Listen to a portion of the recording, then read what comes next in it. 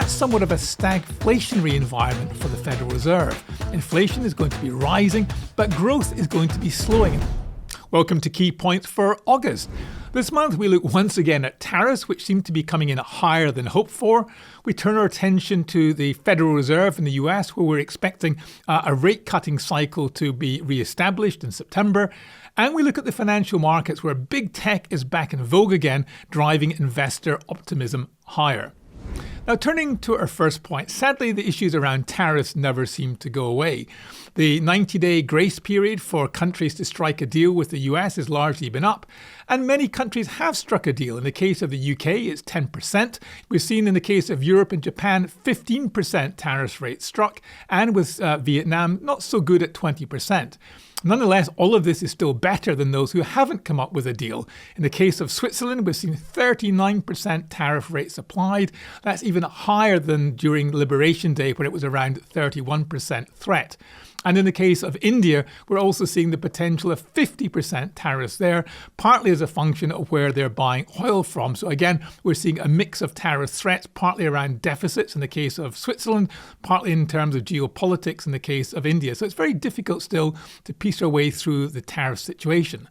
But the chart I'm showing you here, you've seen before, and maybe this gives you some idea of where we stand. You can see that as of now, we're at a much higher rate than had been hoped for. Certainly it's around 18%, and that's before we've had things like semiconductors and potentially drug tariffs being imposed as well. So that 18%, as you can see, is pretty much the highest in 100 years and will have an impact in terms of both growth and inflation in the United States. Now, turning to our second point, we are expecting the Federal Reserve to resume its rate cutting cycle in September with a 25 basis point rate cut. If you look at the chart that I'm showing you here, the challenge for the Fed is that inflation is still problematic. CPI is running well above 2%, and the latest data from the ISM shows you that prices paid in services has picked up quite dramatically. And as we look forward, all of the tariffs that we've been speaking about have yet really to impact goods prices. So inflation will be higher in the months ahead. And that's somewhat of a stagflationary environment for the Federal Reserve. Inflation is going to be rising, but growth is going to be slowing. And we're expecting only about 1% or less GDP growth in the second half of this year. Nonetheless, the Federal Reserve are likely to be focusing on that growth dynamic, and with unemployment picking up, we're expecting not only a rate cut in September, but a further rate cut in December of this year. Now, turning to our third point, financial markets have been in good health.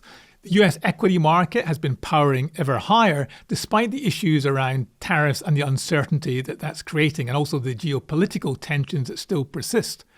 If you look at the chart I'm showing you here, the blue line is the S&P 500, and we've known that's been recovering in a V-shaped style recovery.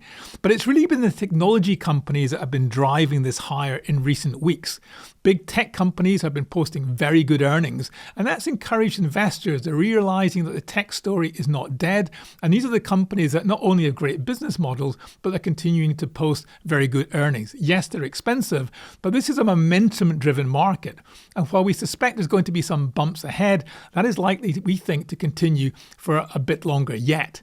The green line is looking at consumer staples in the US. These are companies that are likely to be more impacted directly by the tariffs. And you can see they've been underperforming not only the tech companies, but also the S&P 500 itself. So right now, it's back to the old style of big tech doing well, driving equities higher. And we think it's got a bit further to run yet before the real consequences of slower growth and higher inflation in the US begins to be factored into market pricing. Now remember, as always, you can read the full report on zurich.com/MSME, and I look forward to speaking to you again very soon.